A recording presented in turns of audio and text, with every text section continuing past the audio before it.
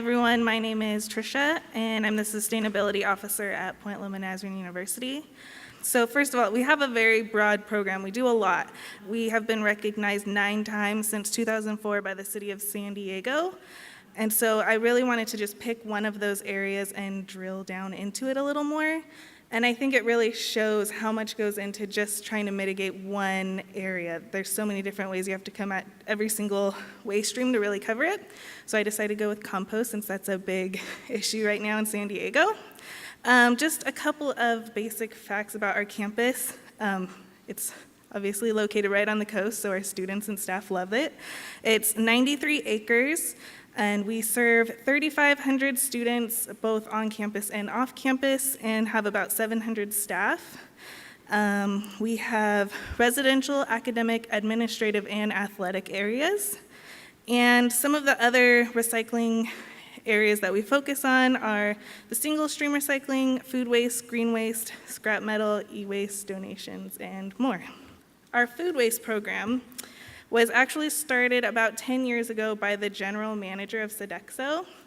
And I know some people have had issues working with their food providers, but our food provider has actually been very proactive in trying to be sustainable.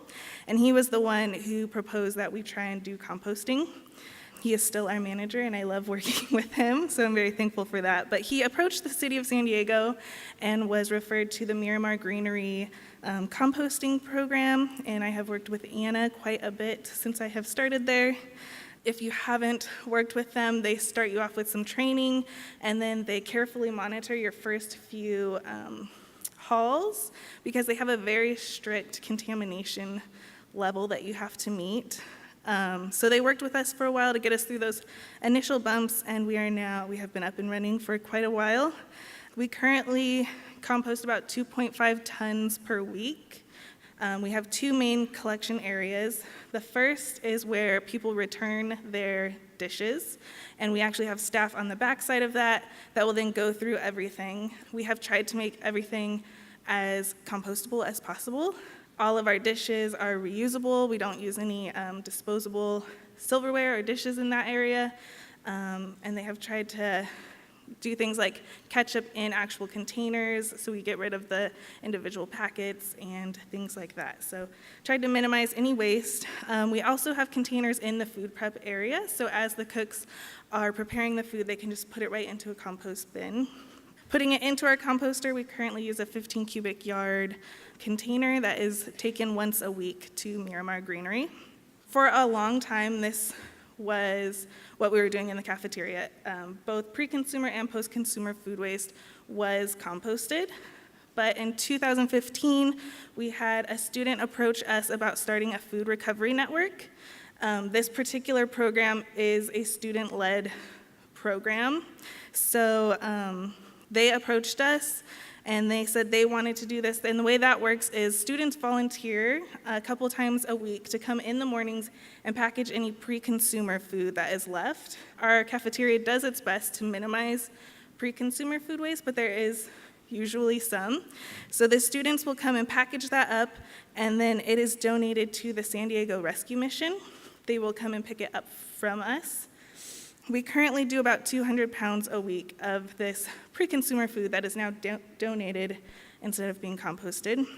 I will mention that because it's a student-led program, it can be difficult to maintain as students come and go and graduate and have different classes.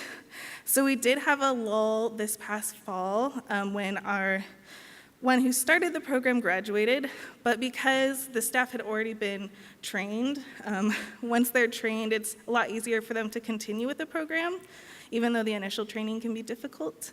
So they actually kept it going through that lull period, and we have had more students this past semester come back up and say that they want to, again, participate and lead this program. So, again, thankful for our cafeteria staff who are very supportive of these initiatives.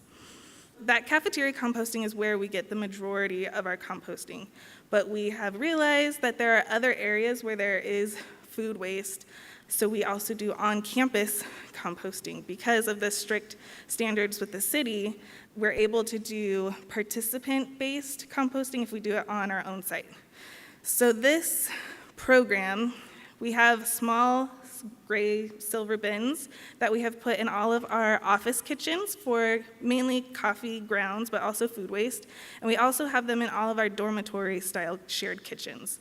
And this program is maintained by student recycling workers who will go once a week to all of these locations, collect all the compost throughout campus, make sure the bins are maintained, they stay clean, because if they don't, then our participants do not want to participate. And they will then take it to our on-site composting area, which is also helped maintained by the grounds crew. We also have vermiculture on site, so those are worm bins if you haven't got to play with them before. And all of this compost is used on our campus to maintain the grounds.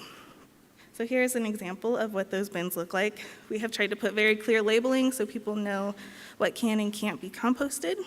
In 2015, we also expanded our on-site composting. Previously, we had only been in shared dormitory kitchens, but we do have quite a few apartment-style kitchens or dormitories. Logistically, it wasn't really possible for the student workers to get into every single one of these kitchens because we didn't know when students would be around.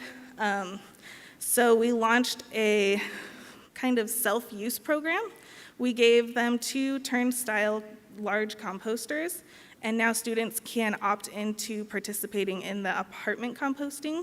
We give them a bin for the year, and they have to empty it themselves into the turnstile composters. The student team will then make sure that they're turned and that there's also brown matter added to these. And the grounds crew, once it's all cooked, will take it and add it to the main pile. This has been a really big step because this is honestly where more food is being prepared as opposed to the shared style dorms. The apartment styles, because they have their own kitchens, are cooking a lot more. And they're older, so they want to get more of that feel for living on their own. They don't want to be in the cafeteria as much. We also try and do a lot of educational outreach as well. This particular event is a Weigh the Waste event. So a couple of times a semester, we will actually sit in front of the dish collection and we'll manually, I guess, collect the food so students can see it as they're leaving. And it's kind of a visual reminder that anything they don't eat is going to be waste. But it also gives us opportunities to let them know ways they can minimize that. So some of the things, we serve sandwiches. They can request a half sandwich. If they know they don't want a lot of something, they can request a smaller portion. And one of the things that has been said or mentioned is that, well, it's just going to be composted anyway. It's just going to be landfilled anyway. And it gives us a chance to talk about the Food Recovery Network. If you don't take it, then we can give it to somebody else. It will be used by somebody. It doesn't have to be composted necessarily. When we do these events, we try and do 2, about a week or 2 apart, to see if there's a difference in the amount of waste at the first one and the second one. We have had some successful Weigh the Wastes, and we have had some non-successful Weigh the Wastes. And we try and use the same menu and everything, but it is a good outreach tool because we get to talk to students one-on-one. So the next steps.